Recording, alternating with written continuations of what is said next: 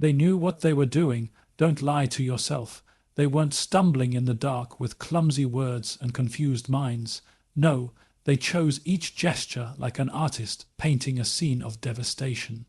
The words they said, they didn't just slip out. They were sharp, precise, like needles placed purposefully beneath your skin. You felt it, didn't you? That quiet click in your chest when you realized this wasn't an accident. This was an execution. And yet, here you are, breathing, still holding the pieces. There's something grotesque about betrayal, something too raw to describe, not because it's unique, but because it's familiar. The betrayal doesn't start when they wound you. It starts when you realize you expected something else from them. That expectation is the true crime scene, the place you believed in their better nature.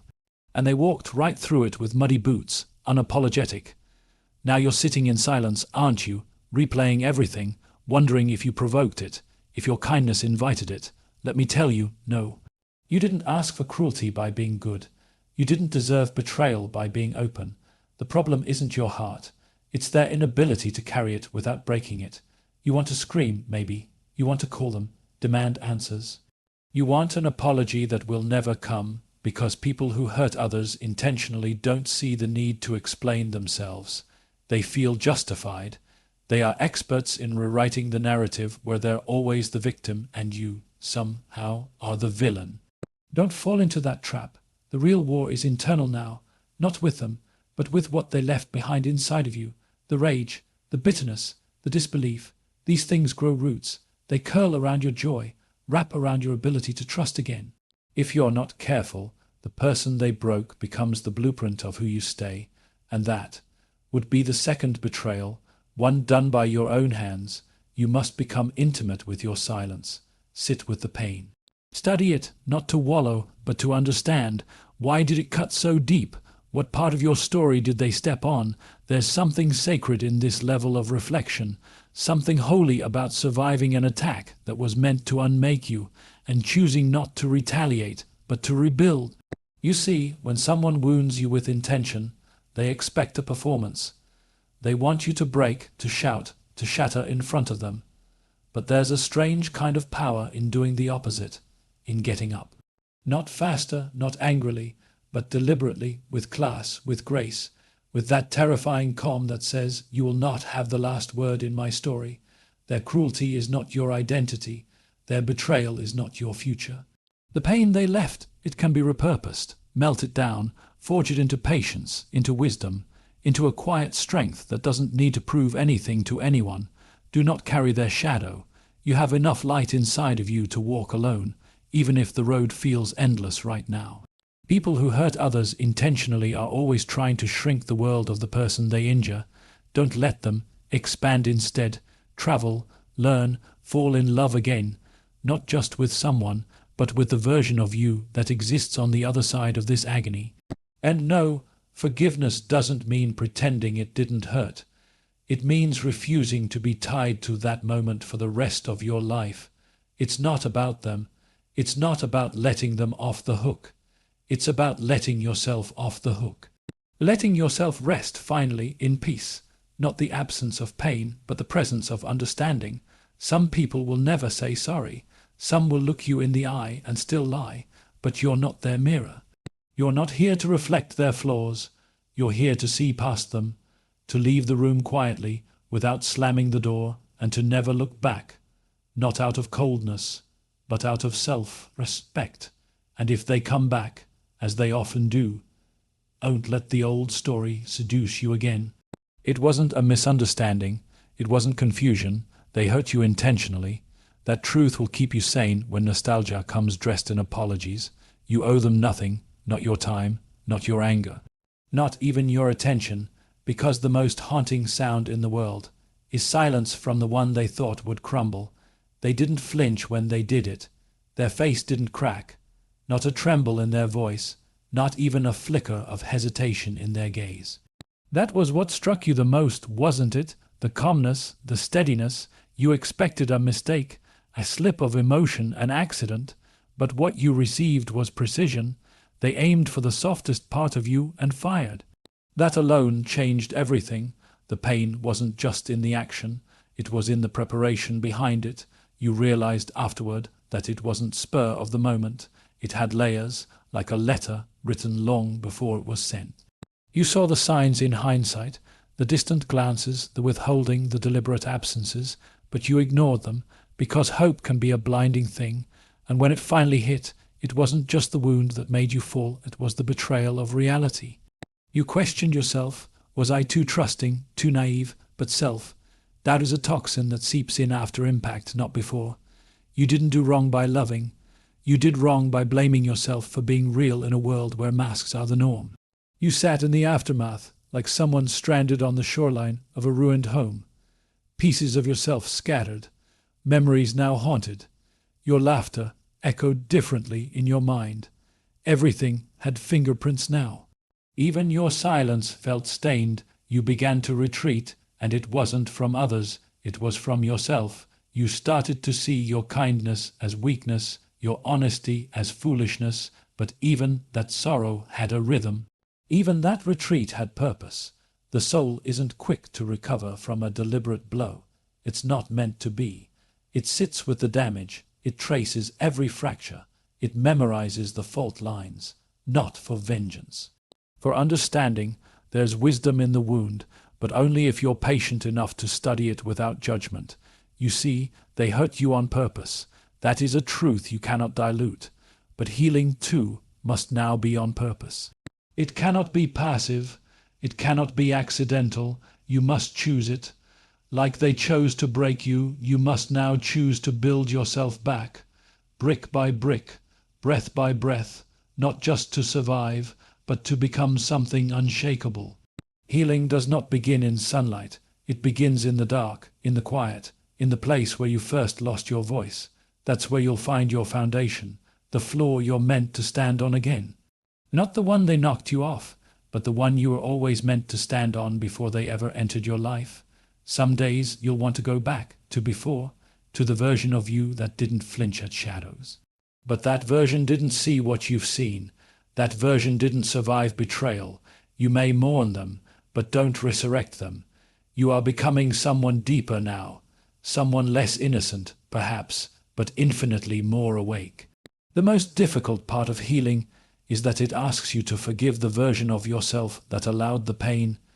You must reach back and embrace the you who didn't know better, who trusted, who opened their arms not knowing they'd be used as targets. Don't hate that version. They were necessary. They were the beginning, and you will build again. But this time you will build with iron in your spine, not cold, not bitter, but strong. There's a difference between walls and wisdom. You won't close off the world. You'll just choose better doors and better keys. You'll protect your peace like a sacred garden, not a fortress, and only those who have earned it will be let in. You'll speak differently too. Not louder, but with more certainty. You'll stop explaining your worth. You'll stop asking people to understand your depth. Those who can't swim in you were never meant to dive in the first place. Let them float away.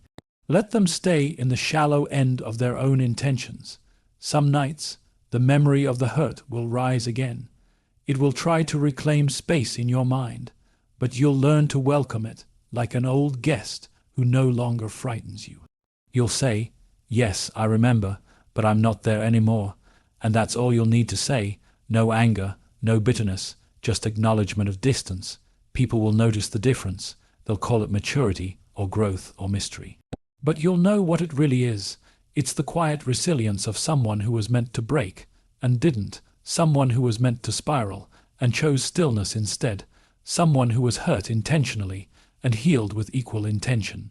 This kind of healing does not sing. It hums low, steady, quiet, like a cello in an empty cathedral. It doesn't need to perform. It simply is. You'll wake up one morning and realize the ache is still there, but it no longer controls the weather of your day.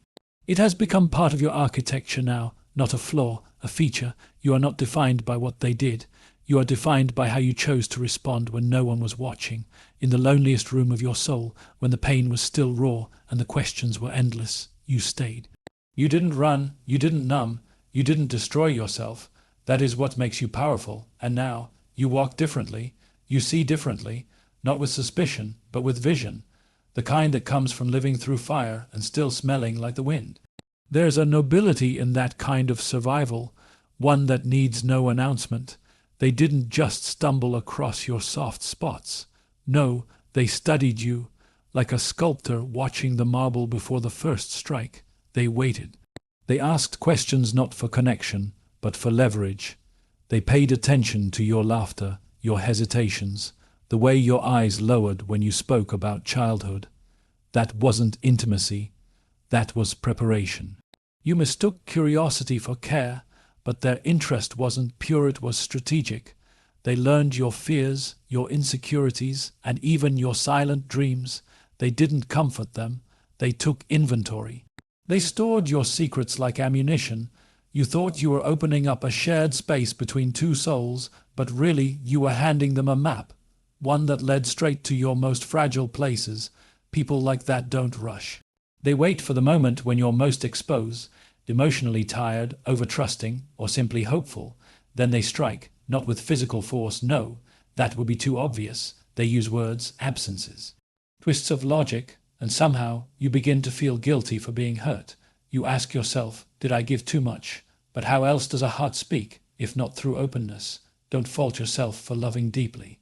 Fault those who saw your depth as a weakness instead of a miracle. Fault those who believed your honesty was permission to manipulate. That is the sin, not your vulnerability. They weaponized your story, turned your broken past into a weapon and handed it back to you, blade first, and you took it, because part of you thought maybe you deserved it. Maybe love really does look like control. Maybe all closeness carries pain. That lie is the first poison they feed you, slowly, lovingly, so you don't notice. You started to shrink, not visibly, but quietly, in your thoughts, in your decisions. You second, guessed yourself more, laughed less, smiled with caution. They never raised a hand, but your spirit bruised in ways no one could see. You stopped dreaming in full color. You stopped breathing with ease. But even that slow suffocation has purpose. In darkness, you meet yourself fully. You start asking questions that cut deeper than any wound they inflicted. Why did I stay? What am I missing that I keep chasing in others? What part of me do I abandon every time I call this love? The answers don't come quickly, but they do arrive. Eventually, and they are sacred, you begin to realize that being studied is not the same as being loved, that attention is not always affection, that knowledge of your soul does not grant someone the right to injure it. You start reclaiming your softness, not to give it away again, but to protect it, to restore it, to wear it like armor, not exposure. They studied you, but they never understood you. If they had, they would have seen the fire beneath your gentleness, the storm behind your silence.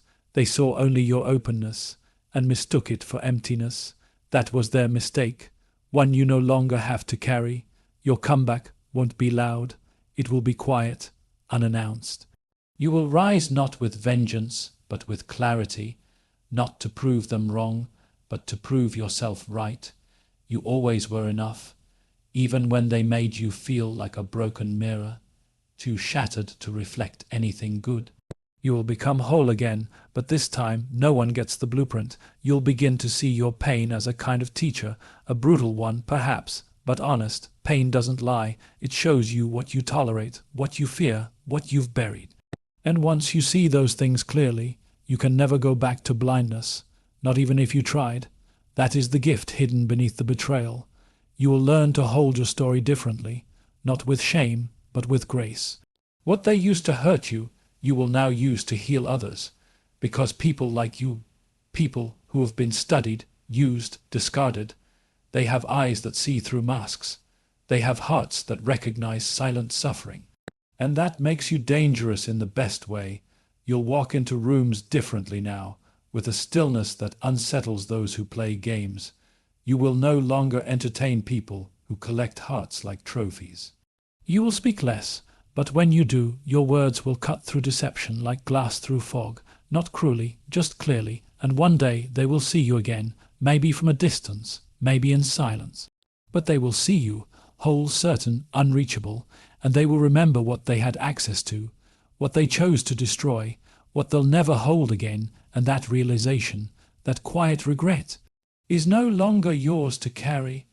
It wasn't an accident that they lingered when you cried. They didn't rush to comfort.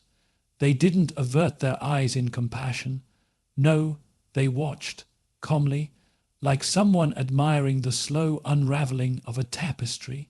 You mistook their presence for support, but it was interest, sick interest, the kind that studies pain as a form of entertainment. There's a breed of person that feeds on despair, not in the grotesque, obvious way, but in the quiet hunger of ego. When you break, they feel taller. When you stumble, they feel grounded. It's not always about causing the fall. Sometimes it's just about being present enough to enjoy the collapse. They wore masks, of course, pity, concern, that awful tilted head of artificial empathy, but their eyes betrayed them, that slight spark of satisfaction, that microscopic curl at the edge of their mouth. It wasn't imagined. You felt it in your bones, even when your mind refused to accept it. There's a violence that lives in stillness, a cruelty that never raises its voice. That's what you were dealing with. They didn't need to scream to injure you. They just needed you to keep confiding, keep explaining, keep hoping they'd finally understand. And every time you did, a little more of you disappeared into the void they carved around you. When you were at your lowest, that's when they were most present, but not to lift you, no, to observe, to record, to file it away for later, like a courtroom of one, gathering all your flaws to be weaponized at will. They remembered the way your voice cracked, the night you begged, the morning you fell silent, not because they cared, but because they delighted in knowing they could summon that pain again if ever they needed control. Sometimes their joy was subtle, a back-handed compliment when you were grieving, a smirk during your chaos, or their peculiar calm when everything in your world was burning. Other times it was overt. Laughter at your misfortune disguised as banter, just joking, they'd say, but you always walked away feeling smaller, less human, and still you stayed, because that's what tender people do. They hold on, hoping love will show up where pain resides. You rationalized, you forgave, you told yourself maybe they just didn't know better, but deep down, something cold whispered otherwise. It told you this was no accident, that someone was smiling while you shattered. That is the cruelest form of betrayal, not just being hurt, but knowing your suffering was enjoyed. It rewrites your memory. Every moment of vulnerability you once thought sacred now feels like a stage play for their entertainment. You feel exposed, not just hurt, but violated, and yet, here's the paradox, from that dark theater of humiliation, something stirs within, the realization that they only took pleasure in your pain because your joy threatened them. Your peace intimidated them. They needed to see you broken so they could feel whole, and once you understand that, something shifts. You no longer see yourself as weak. You see yourself as powerful, so powerful, in fact, that your simple existence became a threat to their carefully constructed emptiness. They needed your light to feel shadowed. They needed your collapse to feel upright. You were never the fragile one. They were, always. You begin to recognize the signs now. You hear it in the applause that sounds too eager when you fail. You see it in the eyes that brighten not when you succeed, but when you stumble. You feel it in the energy that stiffens whenever you reclaim your voice. These people don't want healing. They want hierarchy, and they only know how to climb by stepping on those who once trusted them. You stop performing, you stop explaining, you stop inviting them into your storm. Let them wonder, let them stew in the silence you once filled with apologies. The show is over. You're no longer available for their theater of cruelty. You walk off that stage not as a victim, but as a survivor of psychological warfare, and something else happens. You begin to rebuild, not just the parts they broke, but the parts you had abandoned long before. Your voice comes back, not louder but firmer. Your eyes stop searching for approval. Your heart learns to beat without permission. You don't become colder, you become clearer. One day, they'll see you again, not as the fragile soul they once delighted in controlling, but as the version of you they tried to destroy and failed. And that smile you wear now, it's not revenge, it's resurrection. It's the quiet proof that joy, once stolen, can be reclaimed, not given, taken back. They didn't apologize because they were sorry. They apologized because it bought them time. Time to reset the stage, to soften your guard, to convince you that the darkness was just a passing shadow. But it wasn't. It was the foundation. The cruelty wasn't a mistake. It was the design. And every time you forgave, you confirmed their theory that the pain they gave you could be recycled without consequence. At first it seemed like coincidence, the same mistake twice, then again and again, until it wasn't a mistake anymore. It was a pattern, but not just any pattern, a deliberate one. Repetition without remorse is not forgetfulness. It's a form of control. They didn't forget what they did.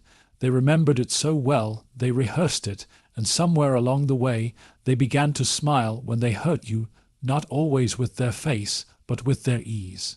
Their calm, the lack of urgency when your spirit was bleeding, that's when you realized they didn't just expect to be forgiven. They expected you to normalize their betrayal. That's the sinister part. When someone stops trying to hide their behavior, not because they've grown, but because they've calculated your response, you've become a predictable equation. They press the bruise, you wince. They apologize, you return. And so the dance continues until you forget that it's even a dance at all. You start rationalizing on their behalf. They've had a hard life. They don't know better. They love me. They're just not good at showing it. You become a poet of excuses, crafting verses for someone who would never write a single line to redeem your suffering. You confuse endurance with loyalty, but the truth is simpler. They've conditioned you to expect pain, then reward you with its absence. The absence of cruelty is not love. The pause between insults is not kindness. Yet somehow you started clinging to the quiet moments as proof of change. And every time they returned to their old behavior, you blamed yourself for letting your guard down, as if trusting is the crime, not the betrayal. Eventually, the repetition becomes its own language. You stop speaking yours. You silence your anger, your disappointment, your intuition. You make peace with pain because it feels familiar, and familiarity masquerades as safety. But deep down, a part of you begins to wake up. Not loudly, just a whisper, this isn't love. That voice, however small, is sacred. It's the first spark of self-respect returning, the first signal that something inside you still believes you deserve better. And the more they repeat the behavior, the louder that voice becomes.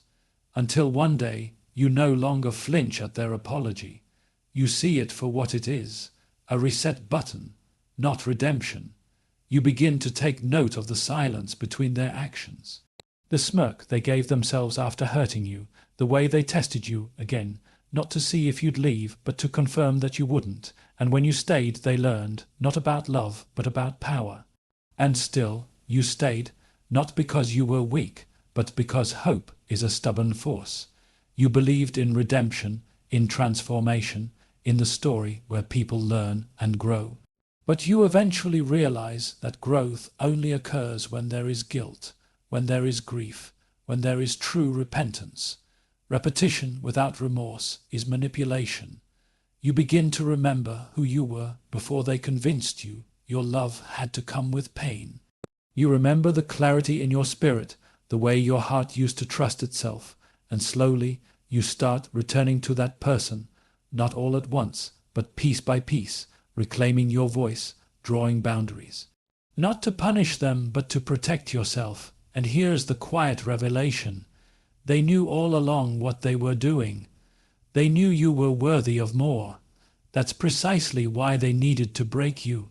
Because your light made them feel small, your boundaries exposed their chaos, so they repeated the offense, not to destroy you, but to reduce you to something they could manage, but they miscalculated. They forgot that pain, repeated too many times, ceases to wound and begins to teach. And now you know the signs, you know the cycle. You've seen the pattern, and this time you choose not to complete it. You walk away, not because they did something new, but because they didn't, and they'll try again. Oh yes, they always do. One more apology, one more speech, one more illusion of change, but you've heard it before. The script is old, and this time you are no longer the actor who plays the fool. You've left the stage, you've closed the theatre, the show for you is over. It wasn't chance that they found the one thing you feared and pierced it. It wasn't coincidence that every insult they hurled landed exactly where it hurt most. That's not intuition, that's calculation. They didn't guess your insecurities, they remembered them, they stored them like ammunition. Not for reconciliation, for war, they listened not with compassion, but with strategy. Every conversation you thought was a confession, every moment of openness you thought was intimacy. It was reconnaissance. They observed, they catalogued, the night you cried about abandonment, the time you whispered your doubts, the fear you once revealed in the name of closeness. All of it became material. It was almost imperceptible at first. A sarcastic jab cloaked in laughter, a comment you brushed off as stress, a look just long enough to sting, just short enough to deny. You gave them the benefit of the doubt because that's what people like you do, those who love without strategy, who care without conditions. But they weren't playing the same game. They tested you in silence, small remarks to see how far you'd bend, and when you didn't break, they tried again, a sharper tone, a colder distance, and each time you let it go, each time you absorbed the blow without protest, they learned. Not about your strength, but about their power. They discovered what you wouldn't defend, the things you held sacred, your vulnerability, your loyalty, your need to be understood. These became their tools. They twisted your virtues into liabilities, your love became a leash, your forgiveness a weapon against you, and you began to question yourself, wondering why kindness hurt so much. That's how you know someone has studied you deeply, not to cherish you, but to control you. You used to believe they didn't understand you, but the truth is far darker. They understood you perfectly. They knew where the cracks were. They just pretended they didn't. They waited until they needed an advantage. Then they drove the blade straight into the fault line and watched you collapse in confusion, not in shock from the pain, but in disbelief that it came from their hand. There's a cruelty more vicious than rage. It's the slow, methodical betrayal that comes from someone who claims to love you, even as they exploit your soul. They didn't lash out in chaos. They struck with precision. Because they knew exactly where to aim. That's the hallmark of someone who studied you not to understand, but to dismantle. You tried to confront them, didn't you? But every time they twisted the scene. They turned your truth into hysteria, your pain into overreaction. You're too sensitive, they said. And just like that, they used your emotional honesty against you. That's when you learned. This wasn't just emotional warfare. This was psychological chess, and you were never meant to win. But here's the silent miracle. You're still here. Weary, perhaps, wounded, yes, but not ruined. Because despite the careful study of your weaknesses, they failed to grasp the one thing they couldn't control, your capacity to rise. To rebuild, to become wiser, they mistook vulnerability for fragility. They confused softness with submission, and in that they underestimated you, because the day you finally see it clearly, not as misunderstanding but manipulation, everything changes. The shame lifts, the confusion fades. You stop blaming yourself for being wounded by someone who studied the map of your heart and used it for their own gain. That's not your failure, that's their sickness. You begin to reclaim the pieces, not just the ones they broke, but the ones you gave freely, believing you were safe. You start to see your openness not as a mistake, but as a measure of your depth, your capacity for trust, for love, for honesty. Those were not flaws. They were gifts. They simply landed in unworthy hands. You will not stop being who you are. That's the final triumph. They tried to weaponize your spirit, but they couldn't extinguish it. And the next time someone enters your world, asking for your truth, your heart, your wounds, you will remember.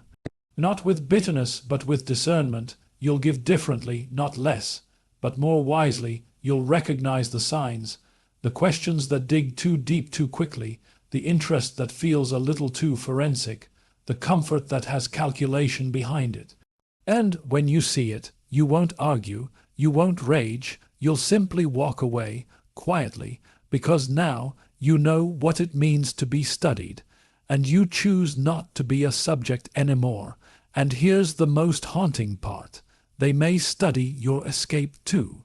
They may watch you reclaim yourself and wonder how their masterpiece of control unraveled, but they'll never understand it, because the one thing they never studied properly, the one weakness they never considered, was your strength. There is something chilling about realizing it wasn't an accident, not an oversight, not a fluke of miscommunication or emotional immaturity. No, it was precise, premeditated, a blade sharpened behind your back and slipped between your ribs with a smile on their face.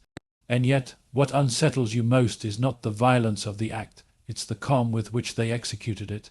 You gave them access, that's the first part of the pain. You opened the door wide, arms full of trust, offering them shelter inside your heart. They walked in not to build, but to strip the walls and scrawl their name on the wreckage. You thought vulnerability would breed intimacy. They knew it would breed dependency. Therein lies the difference between those who love and those who seek to dominate. And still, despite everything, you search for a reason. We all do.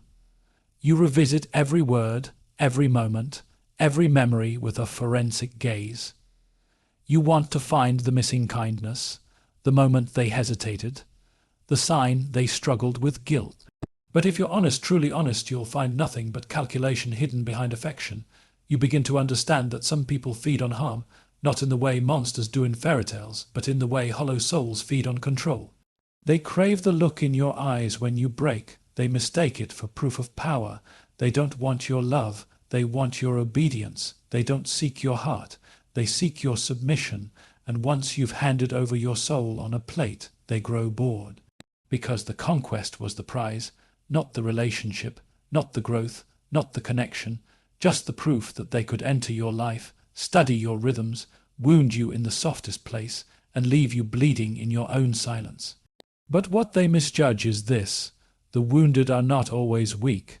Some of the strongest souls in the world have been gutted by people they loved, not once, but repeatedly, and yet they rise, not with vengeance, but with clarity. Not to return the pain, but to never allow it again. That, my dear, is real power. That is healing. Healing does not look like screaming at ghosts or demanding apologies from the deaf. It looks like stillness. Like walking away from a burning house and never looking back, not because you no longer feel the heat, but because you no longer want to live in fire. That's not indifference. That's survival laced with grace. You will remember them, of course you will. Certain wounds never quite seal. They pulse in quiet moments, in a song lyric, a familiar scent, a sudden silence. But the difference now is this: the memory no longer holds authority. It is a page in your book, not the whole story. It is a scar, not a sentence.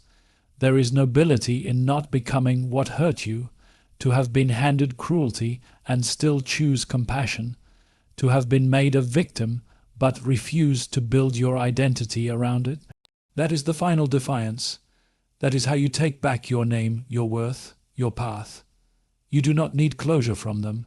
That's the final illusion. There is no speech they can offer that will make your pain poetic. No apology that will justify the damage. They do not own the keys to your peace. That lies entirely with you. You are your own release. And in time, you will thank the wound, not because it was noble, not because it made you stronger, but because it made you aware, aware of your boundaries, aware of your worth, aware that not all who smile mean safety, and not all who love know how to love right. That awareness, that raw and brutal wisdom, is what will protect your future. You may have once cursed yourself for trusting, but do not let their sickness become your shame. Trusting is not the sin. Hurting someone who trusts you That is the sin, and no matter how much they rewrite the past, the truth remains lodged like a stone in your gut. They hurt you on purpose. That's the whole truth, and you survived. There is no neat ending here, no bow, no forgiveness that erases the act. But there is this, the quiet dignity of knowing you saw it, you faced it, and you walked out of it. Damaged, perhaps, changed, undoubtedly, but intact where it matters most. And they will never touch that part of you again, because you are no longer the version of yourself they met. You have walked through fire, carried the weight of betrayal, and emerged not bitter, but awake. And from this place you will live with your eyes open, not in fear, in wisdom, and in that wisdom you will build a life that no one will ever again have the power to shatter.